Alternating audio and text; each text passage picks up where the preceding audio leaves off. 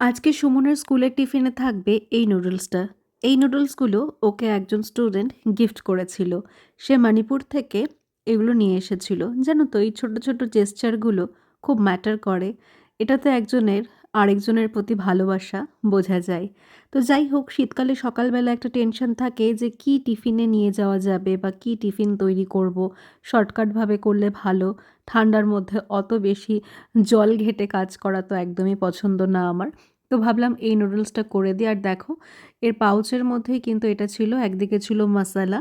এই মাসালাটা দিলে না একদম দারুণ একটা স্মোকি ফ্লেভার আসে আমি দেখলাম।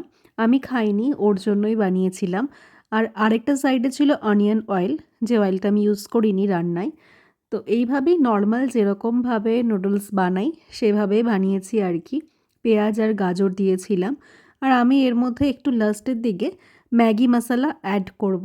কেন মনে হলো আমার এই মশলাটা কম হয়ে যাবে, যদিও ২ প্যাকেট দিয়েছি ওটার সাথে যে মশলাটা এসেছিল সেটা।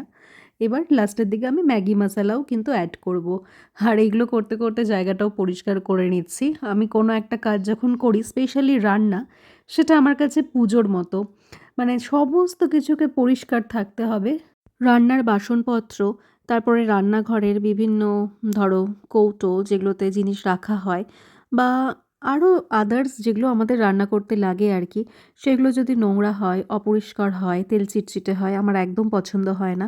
আমার মানসিক সমস্যা হয়, মানে আমি মানে ইরিটেট হয়ে যাই আর কি। তো যাই হোক দেখো নুডলসটা একদমই ঝরঝরা হয়েছে। লাস্টে একটু ম্যাগি মশলা অ্যাড করলাম। আর এই নুডলসটার কোয়ালিটি ঝরঝরা। মানে এখানে দেখলাম বয়েল করার পরে ওই আঠা, আঠা চ্যাটচেটে ভাবটা নেই।